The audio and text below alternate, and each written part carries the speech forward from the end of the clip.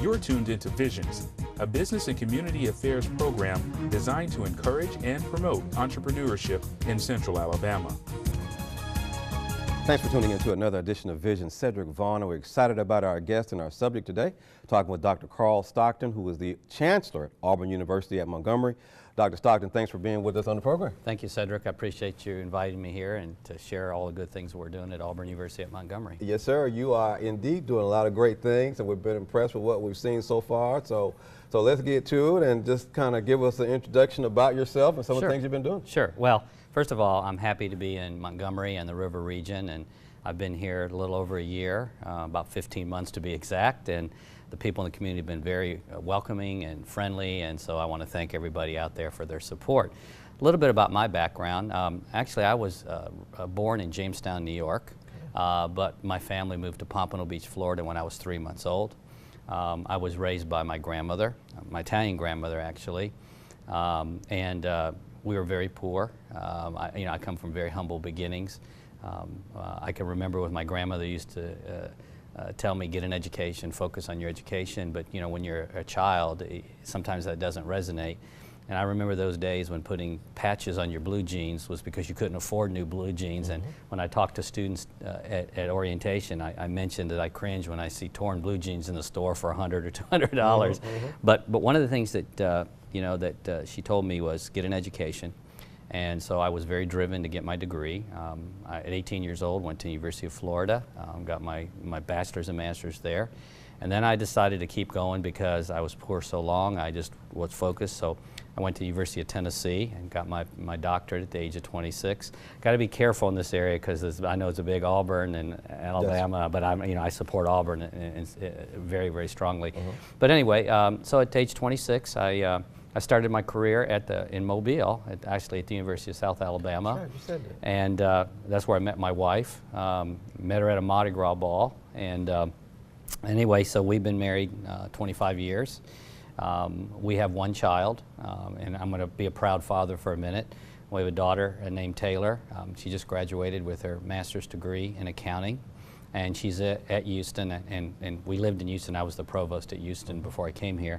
And she got her first job with Deloitte as an auditor, and so she's been on the job for 3 or 4 weeks. And so Mom and Dad are very happy that she's graduated from college and is working.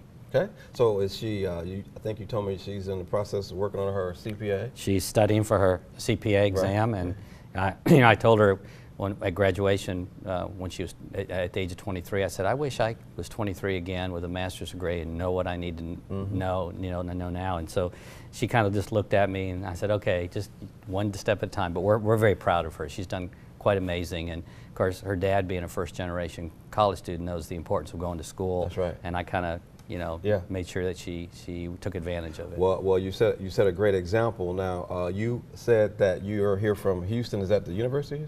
University of Houston at Clear Lake. Okay, all right. And so your daughter's still in Houston. So we know a lot has gone on with Houston in the last few months. And how did your daughter fare through all of that? She was fine. I was a little worried. We were worried about her, but where she lived in the south part of Houston, and people laugh at me when I say this. In her area, they only got 32 inches of rain. In the north part and the west part, they got 52 inches. Wow. So in her area, mostly some cars were flooded, but she was very fortunate. And I feel for those people on the west side and the north side. I know people have seen the media. Right. And I know the people are pulling for the Houston Astros. Yes. I think they play tonight, the 7th game, and kind of recharging the community to after all the stress they went through with the hurricane. Well, you mentioned being here for 15 months, and so what is your philosophy on education? Sure. I know you got a strong vision. I got a strong vision. My philosophy on education is open doors for students. Okay. I feel very passionate about, especially first-generation college students. I mean, all students, but especially first-generation college students.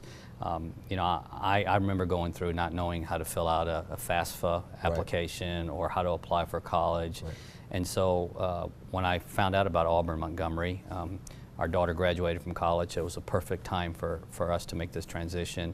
And many of our college students, many of our students are first generation. About 2/3 of our students are first generation college students. Many of them rely on Pell Grants to go to school, same profile that I had. And so my vision is to make a difference, to open the doors for students and graduate students, one student at a time. And I've set that kind of my philosophy on campus. I said we're here for the students, and our core mission is to support our students. And so that's kind of my philosophy. Well, let me go back to one thing that you just said. You said that as you were a student, you had to apply for and rely on Pell Grants, so Yes. you understand that process. So you're saying we're highlighting that point, Yes. that you understand the process of Pell Grants. Well, yeah, when I went to school, it was called the Basic Education Opportunity Grant, and they changed it to Pell. And I went to school on Pell Grants. I did college work study. Some of the jobs they gave me I didn't exactly like. You know, shelving books on the 8th floor where nobody's around. After a while, for me, it was boring, but I knew I had to do it to earn money to go to school.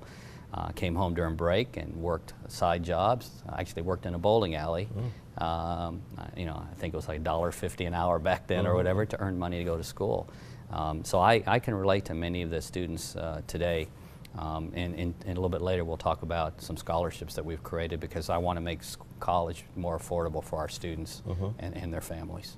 Well, one of the points that you made in the notes that you sent was about your vision for your AUM and your shared vision. You talked about one of the things that you said in your first 100 days during your convocation. Yes, yes. So after being here 100 days, I had a convocation for the campus community, and they always were asking me, "What's your vision for us? What's your vision?" So here's what my vision is, and I told them at that time, my vision is to be one of the top ranked comprehensive regional institutions in the South as ranked by U.S. News and World Report. Let me repeat that again for our listeners.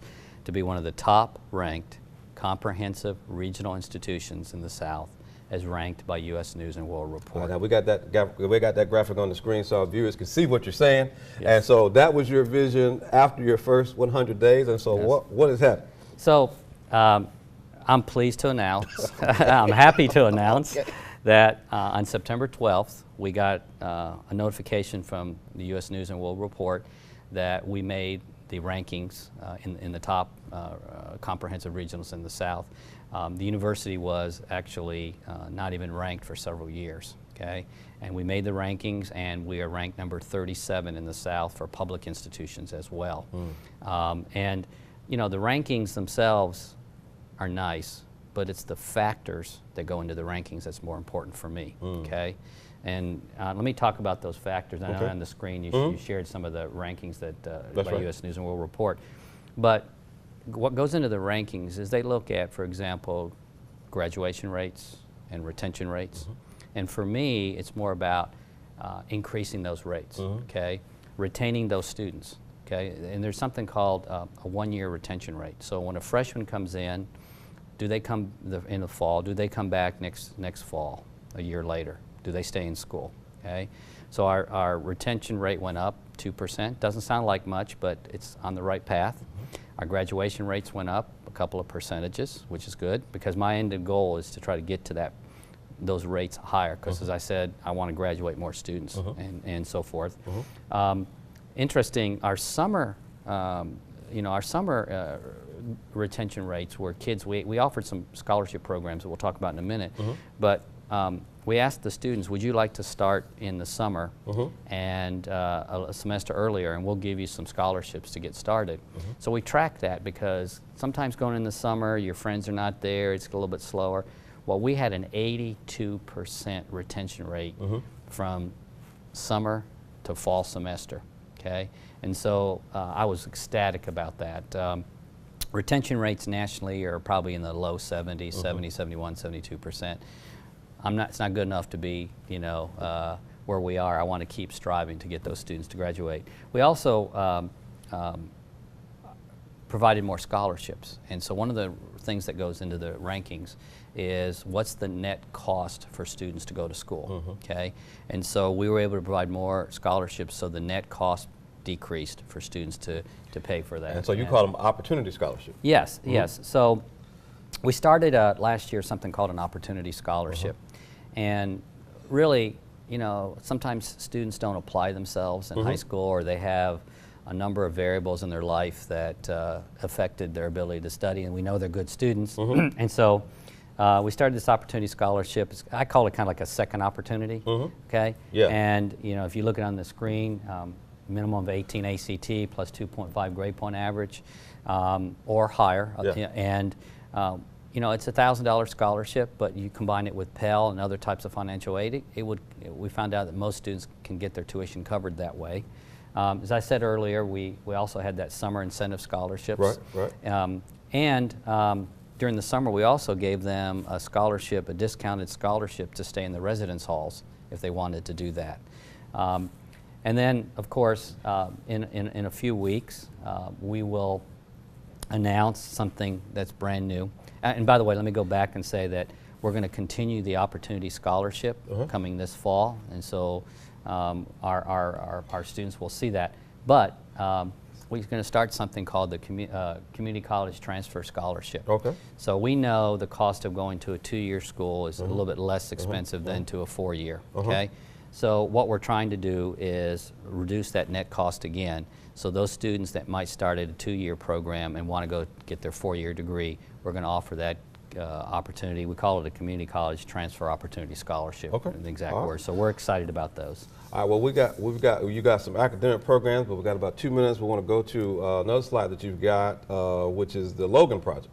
Sure. So the Logan Project, it started out about 3 years ago as a pilot project, and we got an NSF grant to teach mathematics to people with disabilities, and it was named after Logan, one of our students, who was wheelchair bound, who couldn't see, who speaks very softly, but he could hear. So we're teaching mathematics through audio for these students, and we got an NSF grant, and they're looking at us to give us more money, hopefully, and so it's been a great instrument. Excellent. 1 minute left. We got one more slide that you brought as we get ready to close, and this is talking about NCAA athletics. Sure. So we're in the transition from NAIA to Division II athletics. We're in the 2nd year of the process. Hopefully, if everything goes well, we'll be a full-fledged Division II school in the Gulf South Conference fall of 2019. And this year, I have to kind of put a plug in, we added a new sport, women's volleyball. And the ladies are 9 and 16, but that's pretty good for your first year. And that is. I've gone to several of them, and it's exciting time. And so it's exciting time to be here at Auburn University in Montgomery. Excellent. Doc, we've got to go. We want to say thanks for coming to be with us on the program. Thank We're going you, to invite you back because you're doing so much. We got to invite you back so we can talk some more about it. Thank you. All right, and that's going to do it for us on this segment of Vision. Dr. Carl Stockton, Chancellor, Auburn University at Montgomery. Please stay tuned. We'll be right back.